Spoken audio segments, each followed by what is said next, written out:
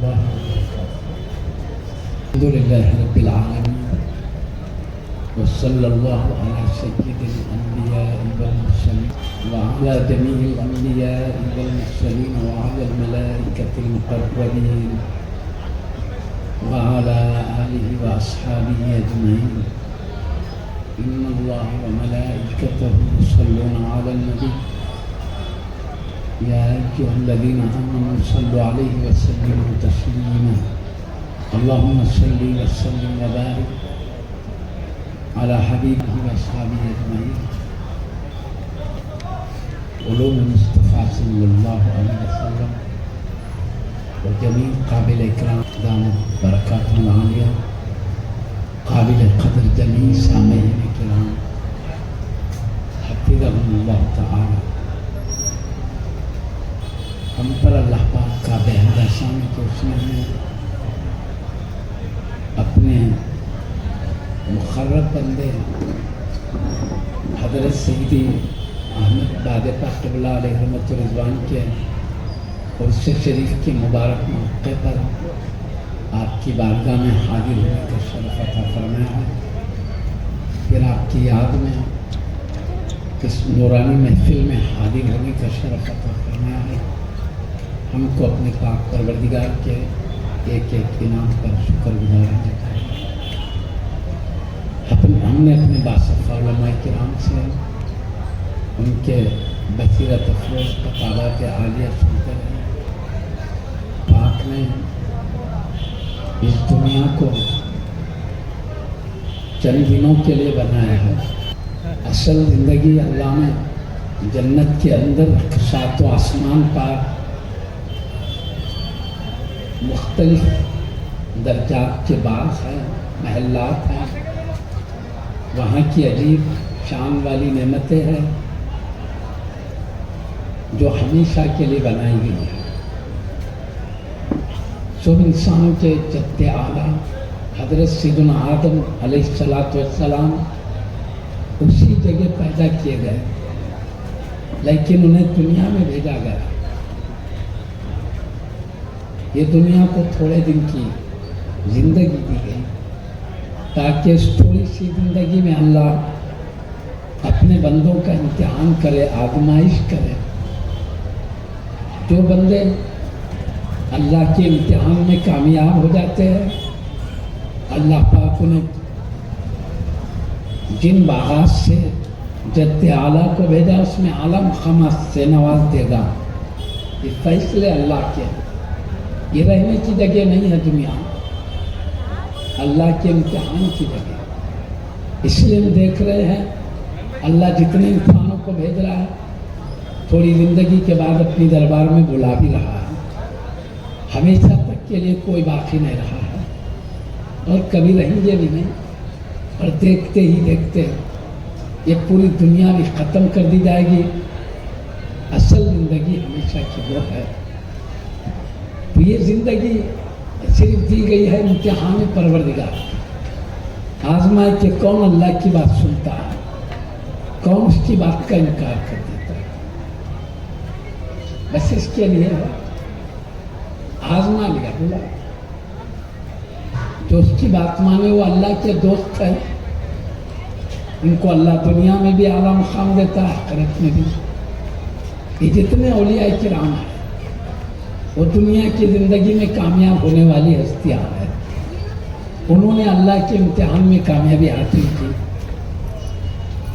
اللہ نے جیسے عقیدہ رکھنے کا حکم دیا انہوں نے ویسا رکھا، جیسے عمل کا حکم دیا ویسا عمل انہوں نے کیا. اور قیامت تک اللہ کے تمام دوست اللہ کے بتائے ہوئے طریقے پر چلیں گے. جیسے عقیدے کا حکم دیا وہ اپنائیں گے، جیسے اعمال کا حکم دیا وہ اپنائیں گے. یہ بیان کیا ہے وہ صحیح عقیدہ اور صحیح عمل والے ہوتے ہیں. میں قرآن کریم کے آیت کریمہ پڑھ دیتا ہوں. اعوذ باللہ من الشیطان الرجیم بسم اللہ الرحمن الرحیم. الا ان اولیاء اللہ لا خوف علیہم ولا هم یحزنون. سنو بے شک اللہ کے دوستوں کو نہ کوئی خوف ہے اور نہ محشر کے میدان میں رنجیدہ ہوں گے. غم نہیں ہوگا ان کو. یہ دنیا سے نکال کے قبر کی زندگی سے جب اللہ محشر کے میدان میں لائے گا تو غم اس لیے نہیں کریں گے دنیا میں اللہ کی مرضی کے موافق انہوں نے زندگی گزارا، اس وقت اللہ کی ان پر عطائیں ہوں گی، بڑے بڑے انعامات ہوں گے، اس لیے وہ خوش ہوتے رہیں گے۔ غم اس وقت ہوتا جب دنیا کی زندگی میں غفلت کرتے اور وہاں بڑے درجوں سے محروم رہتے، رنج ہوتا، وہاں بڑے بڑے مقامات دیکھیں گے اس لیے رنج نہیں ہوا، اور چونکہ دوست ہے خوف بھی نہیں ہوگا، نہ قبر کے عذاب کا خوف ہے، نہ معیشت کی مصیبتوں کا خوف ہے، نہ جہنم کے عذاب کا خوف ہے، نہ پل صراط کے نازک راستے کا ڈر ہے، اس لیے کہ اللہ کے دوست ہے، جہاں سے گزریں گے رب العالمین کی رحمت و فضل کے برسات میں گزرتے رہیں گے، اللہ کی رضا اور خوشی میں گزرتے رہیں گے، اس لیے اللہ پاک انہیں کہتا ہے نہ کوئی خوف ہے نہ وہ رنجیدہ ہوں گے، جو اللہ کو اس کی مرضی کے موافق عمل کر کے راضی کر لیے، راضی نہیں کر سکے ان کو ڈر ہے، نہیں معلوم خبر میں کیا مصیبت آئے گی، نہیں معلوم محشر کے میدان میں کیا آفت آئے گی، نہیں معلوم پل صراط سے گزر کر سیدھے جنت میں جائیں گے کٹ کر دوزخ میں گر جائیں گے، کیونکہ وہ راستہ جہنم پر بنایا گیا ہے اور وہ راستہ بال سے بھی زیادہ باریک ہے، تلوار کی دھار سے بھی زیادہ تیز ہے، ادھر سے گزرنا صرف رب کے کرم سے، ڈریں گے ہم اس کی بات نہیں سنیں کیا ہوگا نہیں معلوم، لیکن اللہ پاک فرماتا میرے دوستوں کو ڈر نہیں ہے، لا خوف علیہم، کیوں؟ میری بتائی ہوئی زندگی، میرے بتائے طریقے پر انہوں نے زندگی گزاری، اس لیے میں ان کو ہر جگہ راحت میں رکھوں گا، کوئی خوف کی بات نہیں، اور بہت دوں گا اس لیے ہم بھی نہیں کریں گے، غم ان کو ہوگا جو دنیا میں غفلت سے اپنی خواہش کے مطابق زندگی گزارے، رب کی مرضی کو چھوڑا ہے، غم ان کو ہوگا، وہاں بڑے بڑے مقامات سے محروم رہیں گے، اس کا غم ہوگا۔ تو اللہ نے عظمتیں بتایا اللہ کے دوستوں کی، انہیں کوئی خوف بھی نہیں، رنجیدہ بھی نہیں ہے۔ آخر یہ ولی بنے کیسے؟ سیرت آگے بتاتا ہے، الذین آمنوا وکانوا یتقون، یہ ولی وہ ہیں جو ایمان لا کر تقوی کی زندگی گزارتے ہیں۔ ایمان سے مراد عقیدہ ہے، اللہ کے بتائے ہوئے عقیدے کو اپناتے ہیں، تقوی سے مراد اچھا عمل ہے، اللہ کے بتائے ہوئے عمل کو اپناتے ہیں۔ صحیح عقیدہ صحیح عمل اپنانے والے اللہ کے دوست ہیں، اس لیے ان کی زندگی دیکھتے ہیں کہ اولیاء اللہ کی غلط عقیدے والے نہیں تھے، صحیح عقیدہ ان کا تھا، اللہ کی مرضی کے موافق۔ پیارے مصطفیٰ نے جیسے درس دیا، جتنے اولیاء اللہ ہیں وہ سچے عقیدے پر تھے، عمل بھی سچا تھا ان کا، بس اسی سے دوستی ملی، اور اللہ خوشخبریاں دیتا ہے انہیں، لہم البشریٰ فی الحیات الدنیا و فی الآخرہ، ان کو خوشخبری ہے دنیا کی زندگی میں بھی آخرت کی زندگی۔ لا تبدیل لکلمات اللہ، اللہ کی باتیں بدلنے والی نہیں ہے۔ ذالک هو الفوز العظیم، اللہ کے دوست بن کر زندگی گزارنا ہی بڑی کامیابی ہے، کیونکہ ہماری صرف دنیا کی زندگی میں مرنے کے بعد کی بھی زندگی ہے، قبر کی زندگی اس سے اٹھ کر معیشت کی بھی ہے۔ ہم چونکہ آنکھوں کے سامنے دنیا کی زندگی دیکھتے اس کی فکر کرتے ہیں، خبر ہمارے آنکھوں سے پوشیدہ ہے، ادھر توجہ نہیں، اس کی تیاری نہیں کرتے ہیں، معیشت کا میدان ہمارے آنکھوں سے دور ہے، اس لیے ادھر توجہ نہیں۔ اللہ کے ولی دنیا میں رہ کر قبر کی زندگی کا بھی مشاہدہ کرتے ہیں، معیشت کے میدان کا بھی، جنت کا آخری جو دن ہے اس کو بھی جانتے ہیں، اس لیے وہ دنیا سے اتنا گہرا تعلق نہیں رکھتے جتنا آخرت سے رکھتے ہیں۔ معزز سامعین کرام، اللہ کے دوست بننے کے لیے اچھے عمل کی ضرورت، عمل میں حقوق اللہ بھی ہے، حقوق العباد بھی ہے، اللہ کے بھی کچھ آتا ہے، بندے کے بھی کچھ آتا ہے۔ اللہ نے دونوں کا حکم دیا ہے، اللہ کا حق ہے کہ نماز پڑھے، روزے رکھے، زکوٰۃ وغیرہ، بندوں کا حق یہ ہے بندوں کے ساتھ اچھا سلوک کریں، ماں باپ کی خدمت کریں، بیوی بچوں کی پرورش اچھی طرح کریں، تمام لوگوں کے ساتھ حسن سلوک کریں، یہ حقوق العباد ہے۔ اللہ کے اور بندوں کے حقوق جو اللہ نے مقرر کیا اس کو اپنائیں، یہ اچھے اعمال میں آ جاتا ہے. میں آپ سے عرض کروں گا اللہ کے دوست ایسے نازک راستوں سے گزرتے ہیں جو ہر آدمی نہیں گزر سکتا. وہ اللہ کے بتائے ہوئے راستے پر چلنے میں بہت چوکنا رہتے ہیں. اس کی بات وہ سنتے ہیں، اس لیے اللہ پاک بھی ان کی بات سنتا ہے. اس لیے ہم دیکھتے ہیں کہ لوگ اپنی بات منوانے کے لیے اولیاء اللہ کو ذریعہ بناتے ہیں. کہتے ہیں یا سیدی احمد بادِ پر قبلہ انتظام حضرت پریشان حال نگاہ کرم کیجیے. مطلب کیا؟ آپ اللہ کے دوست ہیں، آپ کی بات اللہ سنتا ہے، ہماری سفارش کر دیجئے، مسئلہ ہمارا حل ہو جائے گا. کیوں؟ ہم جانتے ہیں کہ اللہ کے دوست ہے، یہ اللہ کی بات سنتے ہیں، اللہ ان کی بات سنتا ہے. اور یہ بات میں آپ سے عرض کروں، صحیح مسلم شریف میں بھی ہے، صحیح بخاری شریف میں بھی ہے، قرآن شریف میں بھی ہے کہ اللہ دوستوں کی بات سنتا ہے. ابھی میں نے عرض کیا وہ ایمان لا کر اچھے عمل کرے وہ دوست ہے، اللہ دوستوں کی بات سنتا ہے. اس کے بارے میں صحیح مسلم شریف کی حدیث سناتا ہوں. پیارے نبی محمد رسول اللہ صلی اللہ علیہ وسلم ارشاد فرماتے ہیں رب اشعث اغبر مدفوع بالابواب. کچھ اللہ کے ایسے بندے بھی ہیں بال بکھرے ہوئے، لباس غبار آلود، ظاہری حالت اتنی گری پڑی کہ کسی گھر کے دروازے پر جائیں تو لوگ ان کو حقیر سمجھ کر اپنے دروازوں سے دور کر دیں گے. ظاہری حالت دیکھ کر ان کی ظاہری حالت ایسی کیوں ہے؟ وہ اللہ کے عظمتوں میں گم ہے، اس کے جلال میں گم ہونے کی وجہ سے نہ اپنے لباس کا ان کو خیال ہے، نہ اپنے بالوں کا خیال ہے، بس اللہ کی عظمتوں میں گم. اس لیے یہ نیک بندوں کے اوصاف بتائے جا رہے ہیں. اس لیے اپنی حالت کو یوں رکھے، کسی دروازے پر جائیں تو لوگ حقیر سمجھ کر ان کو دور کر دیں گے، لیکن چونکہ ان کے قلب اللہ کے جلووں میں گم ہے، یہ اللہ والے ہیں، اس لیے اللہ کے پاس یہ مقام ہے. اللہ کے حبیب صلی اللہ علیہ وسلم فرماتے ہیں لو اقسم علی اللہ لعبرہ. اگر اللہ پہ بھروسہ کر کے یہ بندہ قسم کھا لے، اللہ اس کی قسم کو سچی کر دے گا. جو جس بات پہ قسم کھائے وہ پوری کر دے گا.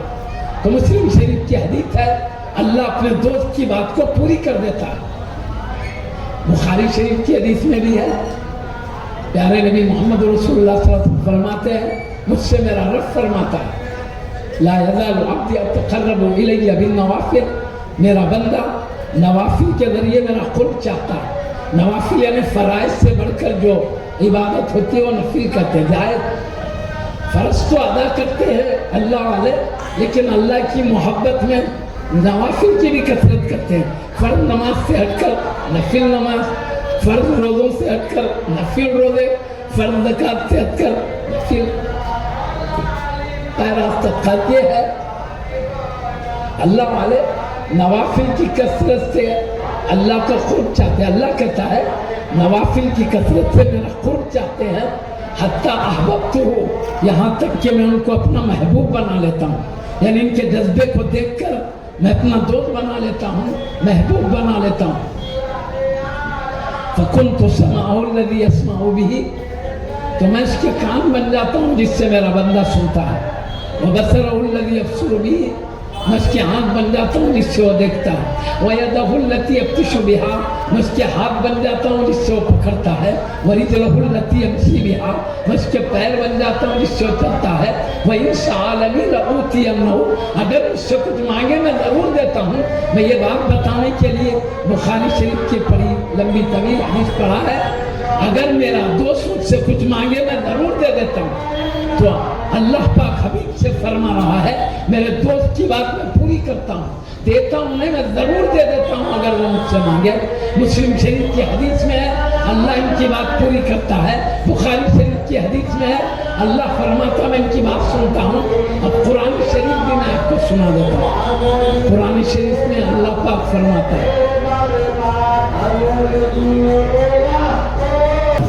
وسلم وبارک على حبيبك سيدنا محمد وعلى آله وصحبه أجمعين اللهم صل وسلم وبارك على حبيبك سيدنا محمد وعلى آله وصحبه أجمعين اللهم صل وسلم. حضرات میں عرض کر رہا تھا اللہ کے دوست اللہ کی بات سنتے ہیں تو اللہ بھی ان کی بات سنتا ہے. اس کے لیے میں صحیح مسلم شریف صحیح بخاری شریف کی حدیث کو سنا ہے. اب قرآن شریف کے بعد قرآن شریف میں جو ہے وہ بتانا. قرآن کریم میں اللہ پاک فرماتا ہے وَيَسْتَجِيبُ اللَّهُ الَّذِينَ آمَنُوا وَعَمِلُوا الصَّالِحَاتِ. اللہ تعالیٰ ان لوگوں کی دعا قبول کرتا ہے جو ایمان لا کر اچھے عمل کرتے ہیں. ابھی آپ سنیں ایمان لا کر اچھے عمل کرنے والوں کو اللہ نے اپنا دوست کہا. یا کہہ رہا جو ایمان لا کر اچھا عمل کرتے ہیں اللہ ان کی دعا قبول کرتا ہے. تو قرآن بھی کہہ رہا ہے رب العالمین قرآن کے ذریعے بھی فرما رہا ہے میں ایمان لا کر اچھے عمل کرنے والوں کی دعا قبول کرتا ہوں. تو دیکھیے یہ اللہ کی بات سنتے ہیں اللہ کے دوست اور اللہ ان کی بات سنتا ہے. اور آگے کیا فرماتا ہے وَيَزِيدُهُم مِّن فَضْلِهِ. اور یہ جتنا مانگتے ہیں وہ تو دیتا ہوں اور اپنے کرم سے اور زیادہ عطا کرتا ہوں. تو یہ اللہ کے دوستوں پر رب العالمین کی جو نوازش ہے اللہ پاک قرآن میں بیان فرما رہا ہے. معزز سامعین کرام یہ حال دنیا میں بھی ہے حشر کے میدان میں بھی ہے. ہر جگہ یہ جو چاہیں گے اللہ ان کی مرضی کے موافق دے گا اور اپنے کرم سے جتنا چاہے اور زیادہ بھی دے گا. تو وجہ یہی ہے ہم اللہ والوں کو جو ذریعہ بناتے ہیں ہم رب سے دعا کرتے ہیں اللہ چاہے ہماری دعا قبول کر لے. شان کریمی رکھتا چاہے رد کر دے نہیں قبول کرے کیونکہ ہر بات ہم اس کی نہیں سنتے وہ بھی ہماری بات سنے یا نہ سنے مرضی. لیکن اللہ کے دوست ہم جب ان کو سفارشی بناتے ہیں تو یہ جب رب کے دربار میں دعا کرتے ہیں تو یہ اللہ ان کی بات اس لیے رد نہیں کرتا کہ یہ بھی اللہ کی بات کو رد نہیں کرتے اللہ کی ہر بات پر یہ چلتے ہیں. تو میں نے بتایا اللہ تعالیٰ ان کی بات سنتا ہے کیونکہ یہ اللہ کی بات سنتے ہیں بلکہ اللہ تعالیٰ مخلوق کے دلوں میں ان کی محبت ڈال دیتا ہے. اللہ کی طرف سے محبت ڈالی جاتی ہے. حدیث شریف میں ہے اللہ پاک پیارے نبی محمد رسول اللہ صلی اللہ علیہ وسلم ارشاد فرماتے ہیں اللہ تعالیٰ جب کسی بندے سے محبت کرتا ہے تو جبریل امین علیہ السلام سے فرماتا ہے اے جبریل میں فلاں بندے سے محبت کرتا ہوں تم بھی محبت کرو. اس کے بعد حکم ہوتا ہے تمام آسمانی فرشتوں میں اعلان کرنے کا. تو جبریل امین علیہ السلام پورے آسمان کے فرشتوں میں اعلان کرتے ہیں اے فرشتوں اللہ تعالیٰ فلاں بندے سے محبت کرتا ہے. زمین میں جو ایک بندہ ہے اس سے اللہ محبت کرتا ہے اور مجھے بھی حکم ہے میں بھی محبت کرتا ہوں. اے فرشتوں تم سب بھی محبت کرو. تو اللہ کے حکم سے پورے فرشتے بھی محبت کرتے ہیں. پیارے نبی محمد رسول اللہ صلی اللہ علیہ وسلم کا ارشاد سنا رہا ہوں. پھر پیارے نبی صلی اللہ علیہ وسلم ارشاد فرماتے ہیں فَيُرْضَوْ الْقَبُولُ فِي الْأَرْضِ. پھر زمین میں بھی اس ولی کی قبولیت ڈال دی جاتی ہے یعنی بندے بھی اللہ کی مخلوق بھی ان سے محبت کرنے لگتی ہے زمین والی مخلوق بھی. تو یہ جو ہمارے دلوں میں محبت ہے اللہ کی طرف سے ڈالی ہوئی ہے کیونکہ اللہ جس کو اپنا دوست بناتا ہے تو مخلوق کے دلوں میں محبت ڈال دیتا ہے. خود بھی چاہتا ہے بندوں کے دلوں میں بھی محبت ڈال دیتا ہے. اسی وجہ سے ہم ان کی محبت میں بارگاہوں میں حاضر ہو جاتے ہیں دن میں رات میں جب چاہے آتے محبت ہے لے آتی ہے اللہ کی ڈالی ہوئی محبت.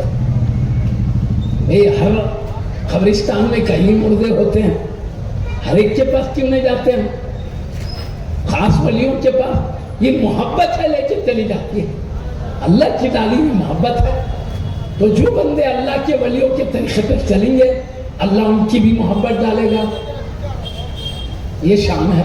میں خاص بات آپ سے عرض کروں گا اولیاء اللہ رب کی مرضی کے موافق زندگی گزارتے ہیں اور ولایت کے بھی کئی مراتب ہیں. ان مرتبوں میں پہنچنے سخت مشقتیں ہیں. یہ اولیاء اللہ فرائض سے ہٹ کر نوافل کی بھی کثرت کرتے جیسا کہ میں نے بخاری شریف کی حدیث سنایا ہے اللہ کا قرب چاہنے کے لیے یہ نوافل جو اللہ فرض نہیں کیا اپنی طرف سے ادا کرتے ہیں تاکہ اللہ اپنے قریب کرے راضی ہو جائے. اور خاص بات یہ ہے اطاعت کے ساتھ یہ سچ کہا کرتے ہیں. یہ سچائی کی وجہ سے بھی ان کی زبان میں تاثیر ہوتی ہے. سچ بولنے سے آدمی کی زبان میں تاثیر ہوتی ہے. سچے آدمی کی دعا اللہ قبول کرتا ہے. اس لیے بزرگان دین ارشاد فرماتے نصیحت کرتے ہیں اللہ کے قریب ہونا ہے تو بزرگوں نے لکھا ہے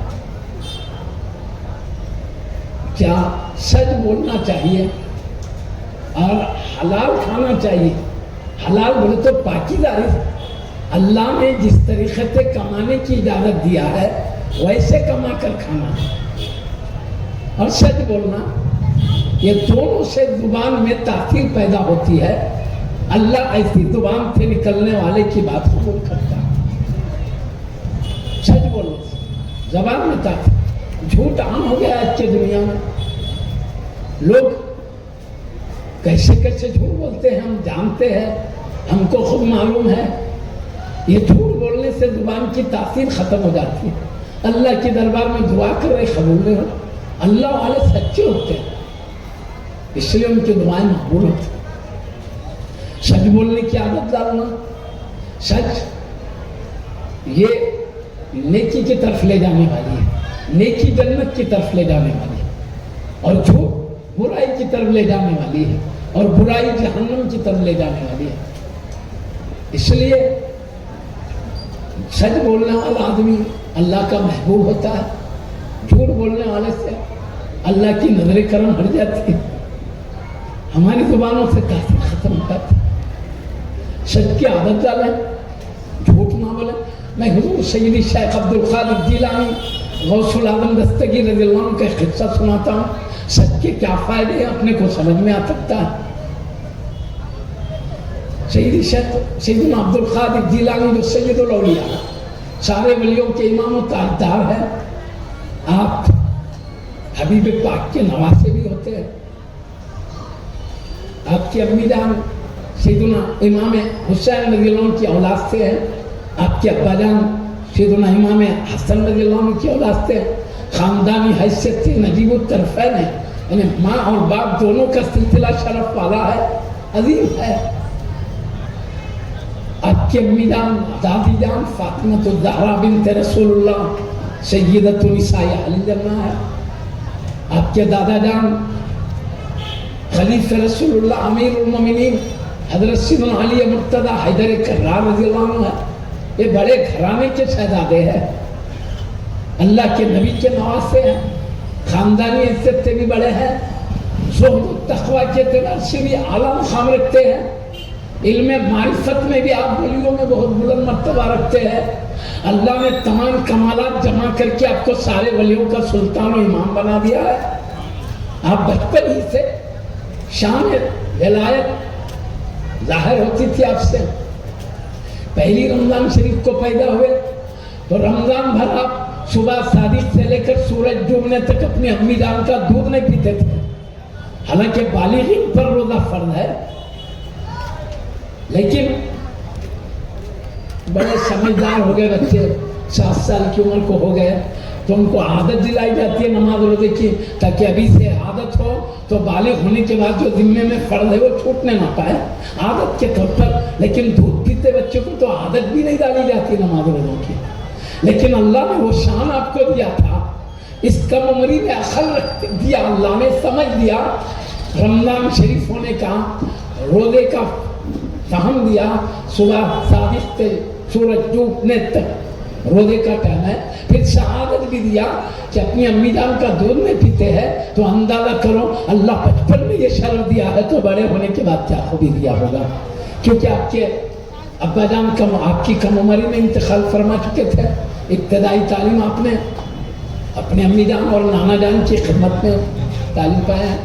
آپ کی امی جان ام الخیر امت الجبار فاطمہ رضی اللہ تعالیٰ عنہ ہے. آپ کے ابا جان حضرت ابو موسیٰ حضرت موسیٰ نامی ہے, اور آپ کے نانا جان حضرت عبداللہ سومیہ رضی اللہ تعالیٰ عنہ اجمعین، یہ سب اولیاء اللہ تھے. یہ بڑے گھرانے کے ساتھ اللہ کے دوستوں میں بڑے مقام والے تھے. آپ کی امی جان بھی، آپ کے ابا جان بھی، آپ کے نانا جان بھی. اس لیے آپ میں وہ سعادتیں تھی. آپ ابتدائی تعلیم تو امی جان نانا جان کے پاس حاصل کیا. بڑی تعلیم حاصل کرنے کا شوق ہوا تو بغداد شریف میں بڑا مدرسہ تھا، مدرسے نظامیہ. وہاں پہ اعلیٰ تعلیم ہوتی تھی شریعت کی. آپ نے سنا تو وہاں جانے کا ارادہ کیا. تقریباً 18 سال کی عمر شریف تھی. امی جان سے اجازت طلب کر کے آپ جا رہے ہیں بغداد شریف تاکہ علم دین حاصل کریں، علم تفسیر، علم فقہ، علم حدیث، علم ادب، علم معقولات منقولات میں کمال پانے کے لیے. امی جان بھی ولیہ تھا. اب کوئی معمولی بات نہیں اجازت دے دینا. اب جیلان ایران کا ایک خدوہ ہے جیلان، وہاں پیدا ہوئے. وہاں سے نکل کر بغداد جائیں علم پانے کے لیے کئی سال لگ جاتے. آپ جانتے تھے کہ یہ جدائی ہمیشہ کی ہے. امی جان جانتے تھے، لیکن اپنے قدیم محبوب شہزادے کو صرف شریعت مطہرہ کے علم کے لیے، رب العالمین کی پاکیزہ تعلیم کے لیے، مصطفیٰ کے پاکیزہ حدیث کے لیے، قرآن کریم کے پاکیزہ درس کی خاطر آپ کی جدائی کا غم برداشت کرنے تیار ہے. کہتے بیٹا خوشی سے جاؤ، کیونکہ شریعت مطہرہ کی تعلیم پانے جاتے ہو، خوشی سے جا سکتے ہو. اپنے ساری جدائی کا غم برداشت کیا، اپنے بیٹے کو شریعت مطہرہ کی پاکیزہ تعلیم حاصل کرنے کی اجازت دیے. 18 سال کی عمر ہے، اب جا رہے ہیں. وہ دور بڑا نازک تھا، جہازوں میں اڑ کے جانے کا نہیں تھا، ریلوں وغیرہ کا آسان سفر نہیں تھا، بلکہ پیدل اونٹوں پہ گھوڑوں پہ سفر ہوتا تھا.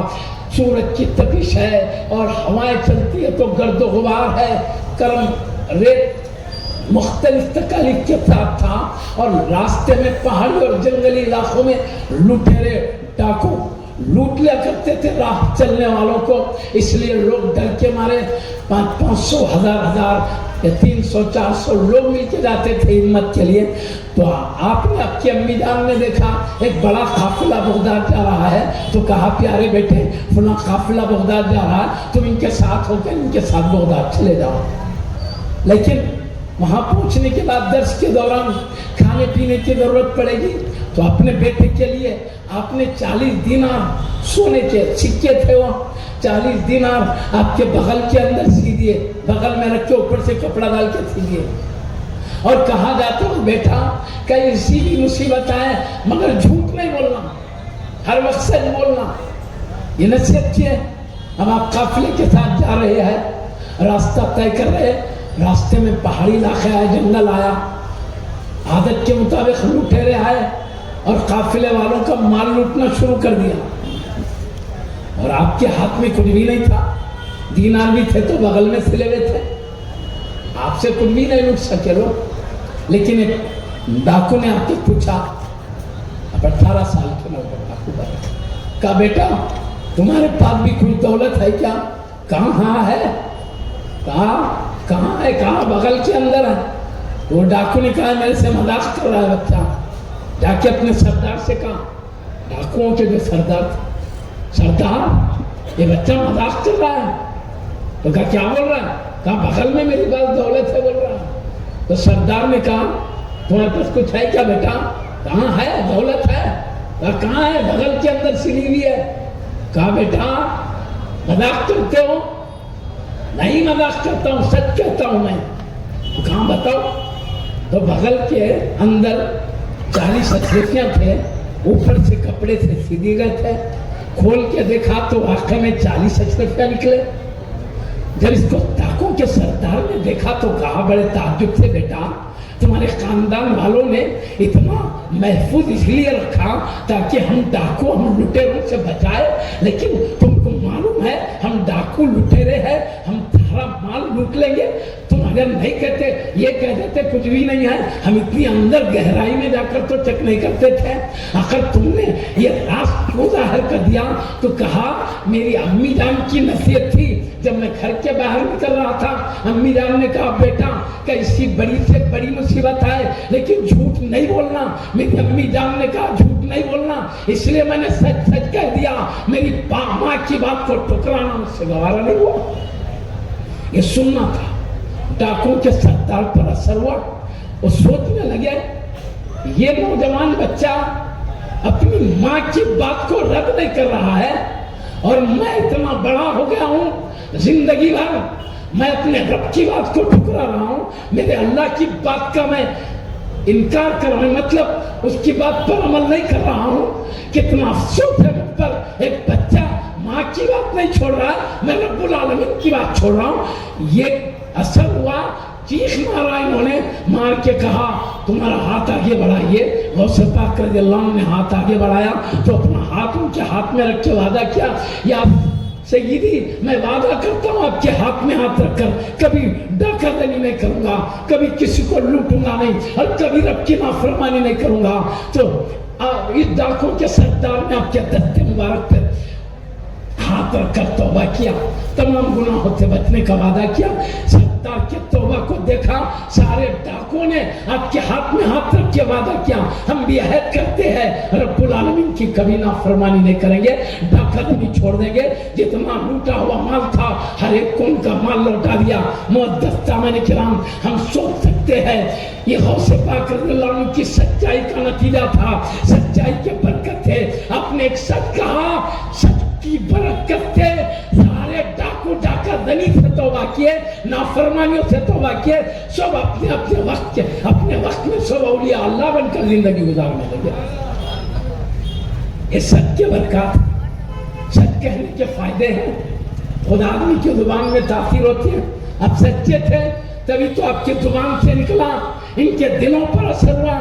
ڈاکو زخمی دار ہوتے ہیں لیکن غوث پاک سچے غوث پاک, ہر وقت بولنے والے غوث پاک, جب ان کی زبان سے کلمات نکلے کس طرح دلوں پر اثر کیا, کس طرح ان سب دل رکھنے والوں کے دل کو بھی موم کی طرح نرم کر دیا, پاکیزہ کر دیا. ہم سمجھ سکتے ہیں سچ کے بہت فائدے ہیں.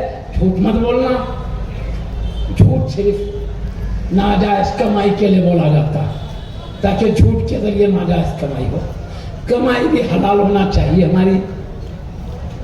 میں کہا بزرگوں کی نصیحت ہے, سچ بولنے, حلال کھانے سے زبان میں تاثیر پیدا ہوتی ہے. یہ سب جھوٹ کیوں, حرام ناجائز کمائی کے لیے شریعت نے ہمیں حکم دیا ہے ناجائز کمائی سے بچ. جھوٹ, رشوت ہو, چوری کا مال ہو, جو بھی اللہ نے منع کیا اس طریقے سے دولت کمانا ناجائز ہے. اللہ قوت دیا ہے, طاقت دیا ہے, حلال کمائی کرنا. اللہ کے بتاتے زراعت ہے, تجارت ہے, دیگر فن ہے, دیگر ہنر ہے, اس کے ذریعے سے حلال کمائی کمائے. اور حدیث شریف میں آیا ہے الکاسب حبیب اللہ, حلال کمائی کمانے والا اللہ کا محبوب بندہ ہوتا ہے. حلال کمائی کمانے سے خون میں صفائی رہتی ہے, نورانیت رہتی ہے. حرام کمائی سے جو کھانا کھایا جاتا ہے خون گندا ہو جاتا ہے, خراب ہو جاتا ہے, خون میں اثر آتا ہے, جس کی وجہ سے عبادت کرنا دل نہیں بولتا, عبادت میں لذت نہیں آتی, پروردگار کا تصور کم ہو جاتا ہے, نورانیت بدن سے ختم ہو جاتی ہے. وہی حلال کمائی سے جو کھایا جاتا ہے اس سے نورانیت پیدا ہوتی ہے, عبادت میں جذبہ آتا ہے, عبادت میں لذت آتی ہے. اس طرح بندہ اللہ کے قرب میں آسانی سے پرواز کر جاتا ہے. اس کو علامہ اقبال رحمۃ اللہ علیہ نے کہا, اے طائر لاہوتی اس رزق سے موت اچھی جس رزق سے آتی ہے پرواز میں کوتاہی. اے اللہ کی دربار میں پرواز کرنے والے پرندے, ایسے کھانے سے تو مر جانا اچھا ہے جس کھانے سے اللہ کی بارگاہ میں پرواز میں رکاوٹ آ جاتی ہے. یہی پر بندہ رک جاتا ہے, اللہ کے دربار کے قریب نہیں ہو سکتا. معزز سامعین کرام, آدمی سچ بولنے کی عادت ڈالے, حلال کمائی کا عمل کر لے, کئی بیماریاں ختم ہو جائیں گی روحانی. جھوٹ بولنے سے بچے گا, فتن فساد لڑائی جھگڑوں سے بچے گا, کیوں کئی لڑائی جھگڑے سب ہے دنیا کمانے کے لیے. یہ سب سچائی حلال کمائی آدمی کو کئی برائیوں سے روک دیتی ہے. اللہ والے دیگر احکامات کے ساتھ زبان کو سچ رکھے ہیں, حلال کمائی کمایا ہے, نبی بڑے بڑے مراتب تک پہنچے ہیں. میں آپ کو حدیث شریف سنتا ہوں. پیارے نبی صلی اللہ علیہ وسلم فرماتے ہیں ایک لقمہ حرام کا کوئی کھاتا ہے تو 40 دن تک اس کی دعا مقبول نہیں ہوتی. دعا قبول ہونا بند ہو جاتی 40 دن تک. پھر توبہ اللہ کرے, معافی چاہے, اس کے بعد پھر اللہ شان کریمی فرما. اللہ والے دیکھو سچ بولتے, حلال کھاتے, زبان میں تاثیر اس لیے میں کہہ رہا ہوں اولیاء اللہ کی دعائیں کیوں مقبول ہوتی, اس کا خاص خیال کریں. کئی عیبوں سے بچ جائیں گے, کئی نقصانات سے بچ جائیں گے انشاءاللہ تعالی. میں ایک واقعہ سناتا ہوں. اولیاء اللہ کیسی نازک راستے سے گزر کر ولی بنتے ہیں, میں اس بارے میں بتاتا ہوں. ایک واقعہ, حضرت سید ابراہیم ابن ادھم رضی اللہ عنہ بغداد شریف کے بہت بڑے درجے کے ولی ہیں, اونچے مقام والے ولی ہیں. ہر وقت عبادت, ریاضت, زہد و تقویٰ میں زندگی گزری ہے, اللہ کی یاد میں زندگی گزری ہے. ایک مرتبہ یہ بیت المقدس کو سفر کرتے ہوئے گئے. مسجد اقصی میں انہوں نے نمازیں پڑھی, فجر, ظہر, عصر, مغرب, عشاء. سفر کرتے کرتے دور سے گئے تھے, بیت المقدس میں نماز ادا کی انہوں نے, عشاء پڑھے کیونکہ مسافر تھے. انہوں نے مسجد میں رات گزارنے کا حکم کیا. تو جیسے عشاء پڑھ کے سارے لوگ گھروں کو چلے گئے, یہ مسجد میں رک گئے. مسافر تھے, گھر خرید میں نہیں تھا ان کا, رک گئے. تو اتنے میں آسمان سے 2 فرشتے آئے. 2 فرشتے آ کر, ایک فرشتہ دوسرے فرشتے سے کہنے لگا آدم کے بیٹے کی خوشبو آ رہی ہے. دوسرے نے کہا ہاں ہاں یہ آدم کے بیٹے, کیونکہ سارے انسان آدم علیہ السلام کی اولاد ہے, اس معنی میں آدم کی اولاد کا آدم کے بیٹے کی خوشبو آ رہی. ایک فرشتے نے کہا, دوسرے فرشتے نے کہا ہاں یہ وہ آدم کے بیٹے, ان کو ابراہیم ابن آدم کہا جاتا ہے.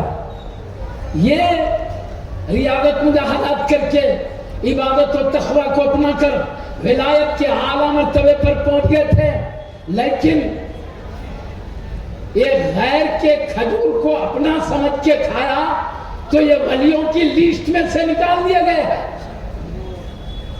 ہوا کیا معلوم, یہ بصرہ میں گئے, ایک کھجور بیچنے والے سے کھجور خریدے.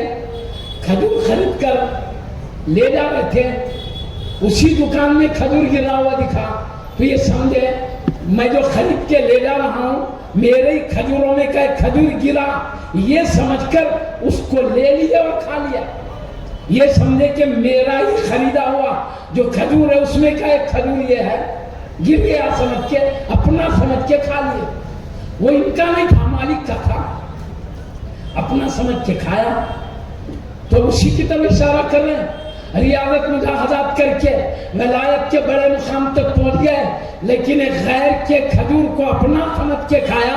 یہ حرام ناجائز کھانے کی وجہ سے ولیوں کی لیسٹ میں سے نام نکال دیا گیا ہے. ولیوں کی لیسٹ میں سے نکال کر غیر ولیوں میں شامل کر دیا گیا. یہ سننا ہی تھا. سجدے میں جا کر اتنا روئے آنسو سے جانا. پھر گئے بصرہ کو, جا کر جس مالک کے پاس کھجور خریدا تھا جا کے کہنے لگے ایسے صاحب میرے قصور کو معاف کر دیجئے. کہا کیا قصور؟ کہا میں نے آپ کا کھجور اپنا سمجھ کے کھا لیا, وہ آپ کا تھا میرا نہیں. مالک نے تو کہا ایسے کئی کھجور تو ہم خریدنے والوں کو ایسے ہی کھلا دیتے, تم نے کھایا, کہا بڑا غلط کام کیا, اس میں معافی کی کیا بات ہے؟ کہا نہیں معاف کر دیجئے. انہوں نے دیکھا یہ اللہ کا خوف ہے, یہ ڈر ہے. کہا ٹھیک ہے میں نے معاف کر دیا ہے. اس کے بعد شکر ادا کیا انہوں نے. پھر دوبارہ کھجور خریدے, خرید کر کہا میں نے تمہارا جو کھجور کھایا تھا یہ واپس لے لیجیے, دے دیے واپس. پھر وہ کھجور کو لے کر گئے, پھر دوبارہ بیت المقدس کی طرف گئے, وہی نمازیں ادا کرتے رہے. بیت المقدس میں نماز پڑھنے کی شان پیارے نبی نے فرمایا وہاں کی ایک نماز 50,000 نمازوں کے برابر مرتبہ. وہاں گئے, نمازیں پڑھتے رہے. عشاء کا وقت آیا, عشاء پڑھ کر سب لوگ گھروں کو چلے گئے. پہلے کی طرح یہ رک گئے, پھر مسجد میں رک گئے. پھر 2 فرشتے آسمانوں سے آئے. آنے کے بعد ایک فرشتہ دوسرے فرشتے سے کہتا ہے آدم کے بیٹے کی میں خوشبو سونگتا ہوں. دوسرے کہا ہاں ہاں یہی وہ آدم کے بیٹے ہیں جنہیں ابراہیم ابن ادہم کہا جاتا ہے. یہ عبادت اور عیادت کر کے ولایت کے بڑے مقام تک پہنچ گئے تھے، لیکن غیر کے کھجور کو اپنا سمجھ کر کھایا تو ولیوں کے دفتر سے نام نکال دیا گیا تھا. لیکن پھر ایسی توبہ کی ہے، اللہ کی بارگاہ میں ایسی معافی چاہے ہے، اللہ نے دوبارہ ان کو اولیاء اللہ کی لسٹ میں شامل کر دیا. خوشخبری سنے، فرشتے تھے وہ خوشخبری دینے، اللہ کے حکم تھے. یہ خوشخبری سنا، سجدہ ہو گئے، اللہ کا شکر ادا کرنے لگے. تو میں کہنا کیا چاہتا ہوں، اولیاء اللہ کتنے نازک راستے سے گزرتے ہیں. ان کا جو گزرنے کا راستہ ہے قرب الہی کا، وہ پرصراط کے راستے سے بھی زیادہ خطرناک راستہ ہے. پرصراط سے تو ایک گناہگار مومن بھی گزر سکتا ہے، لیکن ولایت وہ راستہ ہے جو اللہ کا دوست بھی گزر سکتا ہے. یہ ایسے اس کو ریاضت مجاہدات کہتے ہیں. جو اولیاء اللہ، خود اولیاء اللہ اپنے سے پہلے اولیاء اللہ کی صحبتوں میں رہے، ان کی صحبت میں رہ کر، ان کی تربیت میں رہ کر، وہ جیسے اپنے سے پہلے بزرگوں کی صحبت میں رہ کر بڑے بڑے مقامات پائے تھے، یہ ان کی صحبت میں رہ کر یہ سلسلہ چل رہا ہے، آج تک بھی چل رہا ہے، انشاءاللہ قیامت تک چلتا رہے گا.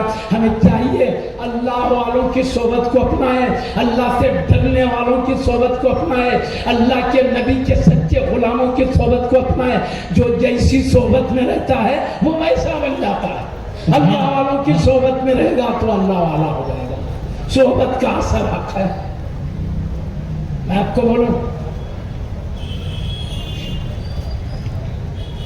سینما دیکھنے والا ایک دوست ہے، اس سے دوست بن جاؤ. وہ سینما دیکھنے کا مزاج رکھتا ہے اور کہے گا دوست چلو ایک سینما دیکھ کے آئیں گے. اب تک نہیں دیکھتا تھا، دوستی میں اس کی باتوں میں آپ سینما دیکھنے چلے گئے. دیکھا مزہ لگ گیا سینما کا. دوسرے دن یہ کہتا دوست کل تم نے دکھایا آج میں دکھاتا ہوں چلے. تو سینما دیکھنے والے کی صحبت میں رہے سینما دیکھنے والے بن گئے. شراب پینے والے کی صحبت میں رہے تو شرابی بن جاؤ. دوست کہے گا چلو یار کچھ شراب پی کر آئیں. یہ کہے گا میری عادت نہیں ہے. نہیں یار خالی چلو میرے ساتھ. چلے گا وہ کلو میری شیشہ لے کر پیے گا. کہے گا دوست ایک گھونٹ لگاؤ بس ہے. یہ گھونٹ دوست کو پلا دے گا، اس کو مزہ لگے گا، دوسرے دن خود یہ لے کے جائے گا. تو شرابی کی صحبت میں رہا آدمی شرابی بن جائے گا. اس کے برخلاف نمازی کی صحبت میں رہا نمازی بن جائے گا. نماز کا ٹائم ہوا، نمازی کو عادت ہے اذان سنتے ہی مسجد کو جانے کی. جیسے اذان سنے گا دوست نمازی ہے، بتائے گا دوست اذان ہو رہی ہے چلیے نماز کو. اس کی دوستی کی محبت میں چل پڑے گا نماز پڑھنے کے لیے. رمضان شریف کا چاند دکھا، دوست روزے دار ہے، کہے گا دوست کا چاند دکھا ہے رمضان کا، رات میں سحری کرنا ہے، دن میں روزہ رکھنا ہے. تو کہے گا ٹھیک ہے دوست ہم ایسے ہی کریں گے. تو جیسے اچھے دوست رہتے ہیں صحبت میں رہنے والا بھی اچھا ہو جائے. تو اس لیے قرآن کہتا ہے اچھوں کی دوستی میں رہو، مصطفیٰ کہتے ہیں اچھوں کی دوستی میں رہو، اولیاء اللہ کہتے ہیں اچھوں کی دوستی. میں پورے عبارتیں نہیں بتاتا ٹائم بچانے کے لیے، میں تھوڑی ٹائم میں بات ختم کرنا چاہتا ہوں. مگر یہ بات ہے قرآن میں بھی ہے، حدیث میں بھی ہے، اور اولیاء اللہ کے ارشادات میں. اور بری صحبت سے بچنے کے لیے اللہ کا بھی حکم ہے، اس کے حبیب کا بھی حکم ہے، اس کے تمام دوستوں کا بھی کوئی. ایسی صحبت میں نہ رہو تم برباد ہو جاؤ. ایسی صحبت کو اپنا جس میں تمہارا خیر ہو جائے. یہ بات یاد رکھیے. عقیدے کے معاملے میں بھی بدعقیدے کے صحبت میں رہو گے، اللہ کے دوستوں کے بے ادبوں کی صحبت میں رہو گے، صحبت میں سنتے سنتے اس سے وہ تم بھی اپن بھی بے ادب بن جاؤ گے، اپن بھی بدعقیدہ بن جاؤ گے. اچھے اخلاق، اچھے عقیدے والے ادب والے کی صحبت میں رہو تو صحبت میں رہتے رہتے اس سے ادب کی باتیں سنو گے، اس کا ادب دیکھتے رہو گے مقربین کے، اس کا پاکیزہ عقیدہ دیکھو گے. ہمارے بھی عقیدے صحیح ہوں گے. تمام علماء اولیاء میں فرمایا ہے تمام عقیدوں میں اہل سنت و جماعت صحیح عقیدہ، کیونکہ پیارے نبی کی ایک طویل حدیث میں پیارے نبی نے فرمایا اہل سنت و جماعت حق پر ہوں گے. ابراہیم کے مخالف جتنے گرو بن جائیں گے غلط تھی، پھر انہیں پیارے نے بھی پہلے ہی بتا دیے، اس میں بھی تفصیل میں نہیں جاتا، وقت پڑھنے پہ پورے حدیث سناؤں گا، مگر اس وقت میں ٹائم بچانے کے لیے کہتا ہوں سارے اولیاء نے دیکھا حبیب پاک نے اہل سنت و جماعت، اہل سنت و جماعت کی صحبت میں رہو، یہ ادب والی جماعت ہے، ہر ولی کا یہ ادب کرتے ہیں، ہر مقرب کا ادب کرتے ہیں، کسی بھی پیارے کے لیے ادب ان کے پاس نہیں، عمر میں بھی کوئی بڑا ہے ان کا بھی احترام کرتے ہیں، کیونکہ پیارے نبی نے ارشاد فرمایا من لم یوقر کبیرنا فلیس منا، جو ہمارے بڑوں کا ادب نہیں کرتا وہ ہمارے طریقے پر نہیں، ادب کو اہمیت دیجیے۔ اور ایک دنیا میں بھی ادب احترام کو ایک اخلاق کی چیز سمجھا جاتا ہے، بے ادبی کو بد اخلاقی سمجھی جاتی ہے، عام آدمی کی شان میں بے ادبی بد اخلاقی ہے، اللہ والوں کی شان میں بے ادبی کتنی بد اخلاقی ہو، اخلاق ہے ادب احترام، یہ اسی جماعت میں ملتا ہے، عقیدے کے اعتبار سے ادب والی پاکیزہ جماعت والوں کی صحبت میں رہو، اعمال میں اچھے اعمال والوں کی صحبت میں رہو، صحبت سے بھی اثر ہوتا ہے۔ میں اب صحبت کے اثر کا فائدہ مثال دے کر بتا کے میری بات بہت جلد سمیٹ لے رہا ہوں، زیادہ نہیں، میں بات کو بتاؤں ایک مثال، لوہا ہے،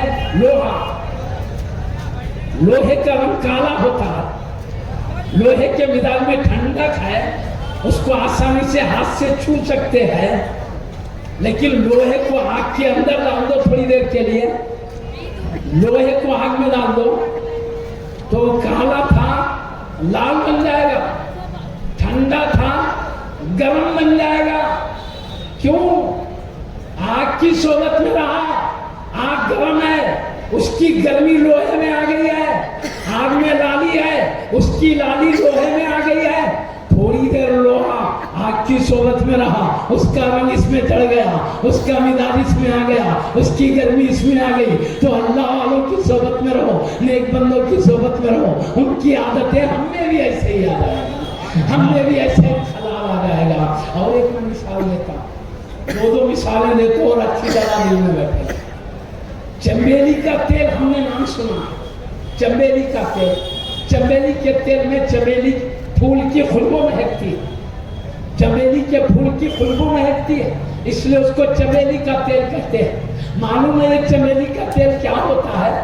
چنبیلی کے پھول سے نہیں نکالا جاتا بلکہ تل سے نکالا جاتا ہے یہ تیل، تل جس کو ہم سالنوں میں کوٹ کر مسالہ بنا کے ڈال کے استعمال کرتے تھے، سفید سفید چھوٹے چھوٹے ٹکڑے جو وہ تل کا تیل ہوتا ہے، ہم اس کو چنبیلی کا تیل کہتے ہیں۔ وجہ کیا ہے؟ اس تل کو چنبیلی کے پھول میں بسا لیا جاتا ہے تھوڑے دیر کے لیے، کچھ وقت کے لیے تل کو چنبیلی کے پھولوں میں رکھا جاتا ہے، اس کے بعد پھول کو الگ کر کے تل کا تیل نکالا جاتا ہے، تو چونکہ وہ تل چنبیلی کے پھولوں کی صحبت میں رہی ہے اس لیے تل میں چنبیلی کی خوشبو آ جاتی ہے، اسی خوشبو کی وجہ سے ہم تل کے تیل کو چنبیلی کا تیل کہتے ہیں۔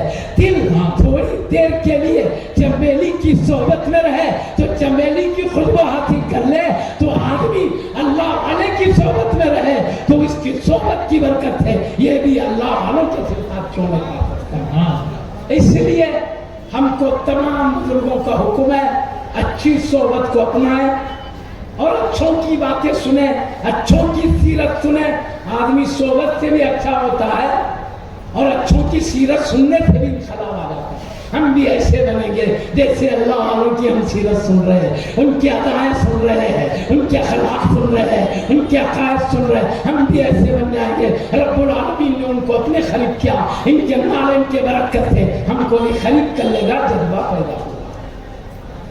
یہ بات ہم اچھی طرح یاد رکھیں، صحبت کا بہت بڑا فائدہ ہے، اس سے بری صحبت کا نقصان ہے، اچھی صحبت کا فائدہ ہے، ہم اچھے بنیں گے۔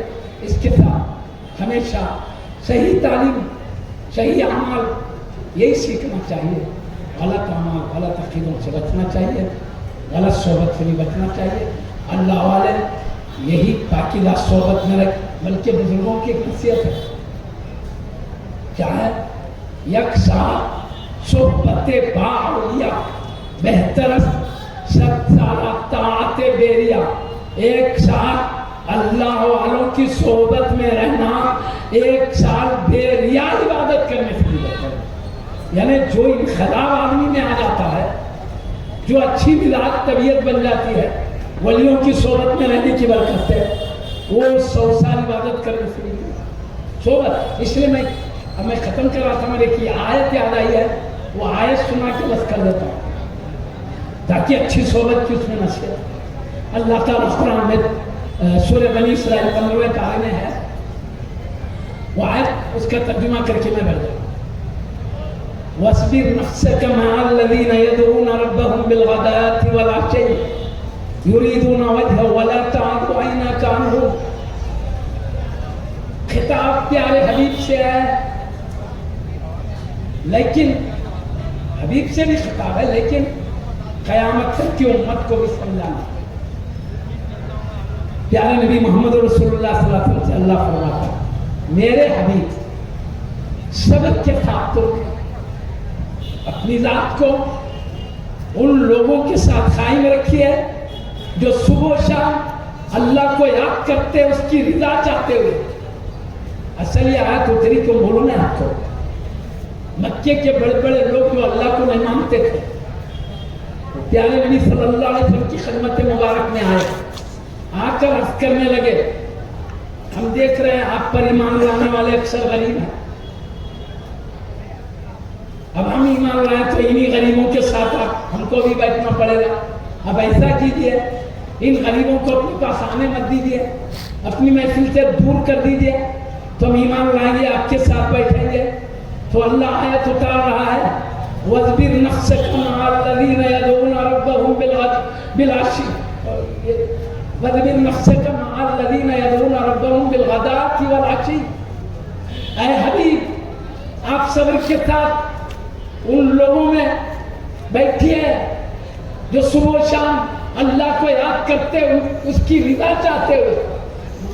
وَلَا تَعْدُ عَيْنَاكَ عَنْهُمْ، آپ کی نگاہ کرم ان سے ہٹنے نہ پائے. مطلب اے حبیب آپ کی غلامی میں آنا چاہے آئے، فائدہ اٹھائے گا، نہیں آئے اس کی مرضی، ہم کو اس کی ضرورت نہیں ہے. لیکن حبیب جو آپ کا چاہنے والا ہے، سچا عاشق ہے، آپ کی باتوں پہ قربان ہے، صبح شام میری یاد کرتا ہے، اس پر سے نگاہ کرم مت ہٹائیے، ان پر خاص توجہ رکھیے اور ان کو اپنی صحبت سے قابل کرنے محروم رکھیے. یہ بات ہے، یہ تو خطاب حبیب سے ہے. پیارے نبی کو اللہ کہتا ہے ان کی صحبت میں رہو، ان پہ نگاہ کرم رکھیے، نظر کرم مت ہٹائیے. یہ تو حبیب سے کہتا ہے. اب امت کو سمجھانا کیا ہوگا؟ اسی آیت سے مطلب نکلتا ہے جو لوگ صبح و شام اللہ کو یاد کرتے ہیں، اللہ کی رضا چاہتے ہوئے لوگوں صبر کے ساتھ ان کے ساتھ بیٹھا کرو، ان سے نظر ہٹنے نہ پائے. مطلب کیا؟ قیامت تک جو اولیاء اللہ ہے، پیران طریقت ہے، مرشدین برحق ہے، ان کی صحبت میں بیٹھا کرو. یہ اولیاء اللہ، یہ پیران طریقت، یہ مرشدین برحق جو ہے صبح و شام اللہ کی رضا چاہتے ہوئے اللہ کو یاد کرتے ہیں، تو تم ان کی صحبت میں بیٹھو، ان سے نظر مت ہٹاؤ، ہمیشہ ان کے چہرے دیکھتے رہو، محفل میں صبر کے ساتھ رہو. اب قیامت تک کے لیے بھی اس آیت کریمہ کے برکات جاری رہیں گے.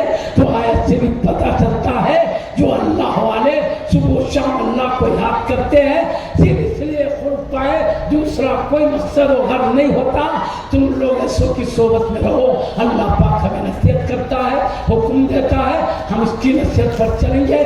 دنیا میں بھیجے جانے کے مقصد نہیں کھانا، ہم یہ کھانے پینے کے لیے، بہترین لباس مکان کے لیے نہیں بھیجے گئے.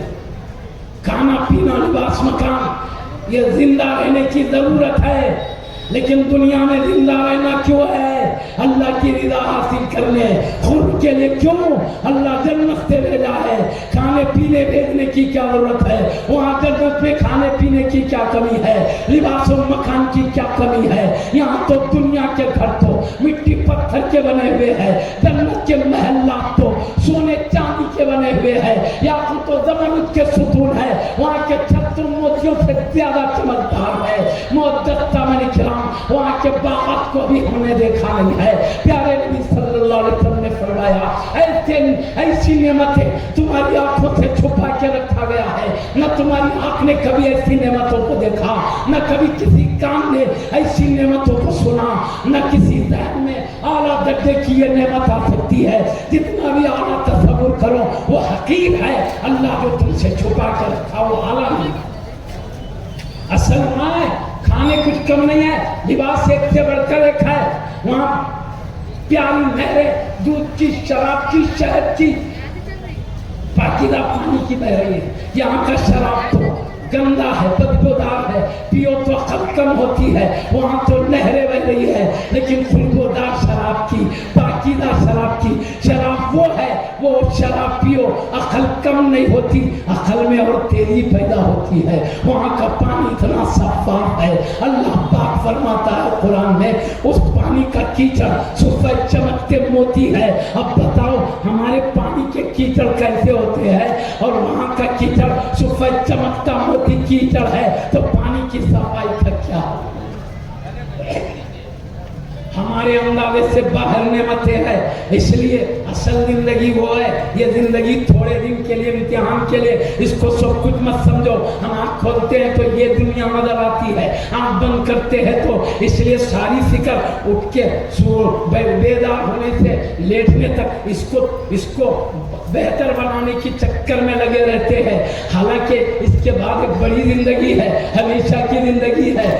علماء کرام بزرگان دین اس زندگی سے بھی پردے اٹھا کے بتاتے ہیں، تم اس کو دیکھ رہے ہو، خبر کی زندگی نہیں دیکھتے ہو، پردہ اٹھا کے مرنے کے بعد کی زندگی بتاتے ہیں۔ اور ایک پردہ اٹھاؤ، محشر کا میدان نظر آئے گا، اور ایک پردہ اٹھاؤ، جنت کی بہاریں نظر آئے گی۔ وہاں تک پہنچنے کی تیاری کے لیے، وہاں کا توشہ تیار کرنے کے لیے ہم مسافر ہیں، اصل وہاں جانا ہے، دنیا میں تھوڑی دیر کے لیے رکے ہیں۔ ہر مسافر کو اپنی منزل تک پہنچنے کے لیے ایک توشہ تیار کرتا ہے، ہمیں بھی منزل کو پہنچنے کے لیے وہاں کے لیے ایک توشہ تیار کرنا ہے۔ پیارے نبی محمد رسول اللہ صلی اللہ علیہ وسلم ارشاد فرماتے ہیں، کیا فرماتے ہیں؟ الدنیا مزرعۃ الاخرہ، دنیا آخرت کی کھیتی ہے۔ آدمی اپنی کھیتی میں جتنا محنت کرتا ہے، کھیتی اتنا سبز و شاداب ہوتی ہے، اتنا پھل نکالتی ہے، اتنے پھول مہکاتی ہے۔ جو اپنی زمین میں محنت نہیں کرتا، سوکھی زمین رہتی ہے، کچھ بھی نہیں نکلتا۔ یہی حال ہے آخرت کا۔ جو دنیا میں محنت کرتے ہیں، آخرت میں بڑے بڑے انعامات دیکھ لیں گے، سبزی شادابی دیکھ لیں گے، اللہ کا کیا کرم ہے دیکھ لیں گے، اس کے برسات، فضل کی برسات کو دیکھ لیں گے، ہمیشہ کی زندگی کے نعمتوں کو دیکھ لیں گے۔ اس لیے ہماری زندگی یہی نہیں وہ بھی ہے، اس کی بھی تیاری کریں، اس کو بھی بہتر بنانے کی کوشش کریں، اور اس کو بھی میں پہلے ہی کہہ دیا، دنیا کمانے سے شریعت نے روکی ہے، بلکہ میں نے تو حدیث سنایا ہے، الکاسب حبیب اللہ، حلال کمائی کمانے والا اللہ کا محبوب بندہ ہوتا ہے، اسی سے کئی حقوق ادا ہوتے ہیں۔ لیکن اس کے ساتھ آخرت کی بھی فکر کریں۔ دنیا میں اگر وقت پر غذا نہ ملے، تڑپ جائیں گے، بے چین ہو جائیں گے۔ اگر خبر میں کوئی آفت آ جائے، وہاں کی بے چینی کا چھوڑو، سوچو یہاں تو 60-70 سالہ زندگی، 100-150 سال کی، ابھی خبر کی زندگی کئی 100 سال کی ہے۔ محشر کا میدان قرآن میں آیا 50,000 سال کے برابر کا ایک دن ہے، اور وہاں سے آگے بڑھو، پلسرات سے گزرنا ہے۔ وہ راستہ جہنم پہ بنایا گیا ہے، اچھے لوگ بجلی کی طرح چمکتے گزر جائیں، اس گزرنے کو بھی سوچو، وہاں کی آفتوں کو بھی سوچو۔ یہاں کچھ مصیبت آتی ہے، کوئی بھی ہمدردی کرتا ہے۔ قبر میں مصیبت آئی، نہ ماں کو پتہ چلتا ہے، نہ باپ کو پتہ چلتا ہے، نہ دوست احباب کو۔ ہمدردی کے لیے وہاں کوئی نہیں ہے، غمخاری کے لیے کوئی نہیں ہے۔ یہاں پر تو ماں کی ممتا بھی ساتھ دیتی ہے، باپ کا پیار بھی ساتھ دیتا ہے، دوستوں کی ہمدردیاں بھی، لیکن خبر کے اندر کچھ، اس لیے معزز صاحب کرام ہم اس کو بھی بہتر بنائیں، اس کو بھی یہ لڑائی جھگڑے غیبت چغل خوریوں میں مار دھاڑ میں برائیوں میں زندگی مت گزاریں، یہ یہاں اس لیے نہیں ہے، یہاں ہے قرآن کی تلاوت کے لیے، حدیث مصطفیٰ پڑھنے کے لیے، اولیاء اللہ کی زندگیاں پڑھنے کے لیے، رب کی تسبیح تحلیل کے لیے، تکبیر و تمجید کے لیے، اپنے نبی کی عظمت بیان کرنے، اولیاء کی شان بیان کرنے، آقا کے نعمات کریمہ پڑھنے کے لیے، اچھے اچھے چیزیں کر کے بڑے مراتب پائے، ایسے ان ویسا کر کے اپنی زندگی کو مت برباد کریں، یہ اس لیے نہیں بنائی گئی ہے بلکہ اچھے کام کر کے اونچے مقام کے لیے بنائی گئی ہے۔ اللہ پاک سیدی پیارے ولی کامل قطب الاولیاء حضرت سید احمد باب پاک اللہ علیہ رحمت رضوان کے نالے پاک کے صدقے میں ان کے نگاہ کرم سے اے اللہ ہم کو ایسی زندگی دے دے جس میں تیری قرب اور تیری رضا ہے، ایسی زندگی سے بچا لے جس میں تیری ناراضگی اور غضب ہے۔ اے اللہ ہم سے قسم کی آفتوں کو دور کر دے، ہم نہیں جانتے، ہم سے زیادہ تو جانتا ہے، تیرے محبوبوں کے صدقے میں ہم تیرے محبوب کو وسیلہ بنا رہے، تیرے پیارے لاڈلے کو جن کا پیارا اس سے شریف ہو رہا ہے ان کا وسیلہ بنا کے مانگتے ہیں۔ اے اللہ ان کے رخ زیبا کے صدقے میں، ان کے پیاری ذات کے صدقے میں، ان کے عبادت و ذوق کے صدقے میں، ان کی طہارت و نظافت کے صدقے میں، اے اللہ تیرے سے ان کا جو گہرا تعلق ہے، حبیب سے جو عشق ہے، ان کی سچی غلامی ہے، تیرا جو خوف ہے، تیری اطاعت ہے، قرآن پاک سے محبت ہے، شریعت مطہرہ کی تعلیم ہے، اس کے صدقے میں اے اللہ ہمارے اٹھنے سے پہلے ہم کو بھلائیوں کا فیصلہ فرما دے، فرشتوں کے نام اعمال میں ہمارے لیے سعادت مندی لکھ دے، لوح میں ہمارے لیے سعادت مندی لکھ دے، ہمارے اٹھنے سے پہلے گناہوں کو معاف فرما دے، گناہوں کو نیکیوں سے بدل دے۔ آقا یقیناً تیرے محبوبوں کے ذکر سے حدیث میں آیا ہے گناہ مٹ جاتے ہیں، ایسے بھی مٹ جاتے ہیں آقا، کیونکہ ہم تیرے محبوبوں کے ذکر کے لیے جمع ہو گئے ہیں۔ تو اپنے شان کرمی سے پھر کبھی گناہ ہونے مت دے، نافرمانی ہونے مت دے، ہمارے لیے خیر کا فیصلہ فرما دے، شر سے بچا لے۔ آمین بجاہ حبیب کا سید المرسلین صلی اللہ علیہ وعلی آلہ وصحبہ اجمعین برحمتک یا ارحم الراحمین، والحمد للہ رب العالمین بحق لا الہ الا اللہ محمد رسول اللہ۔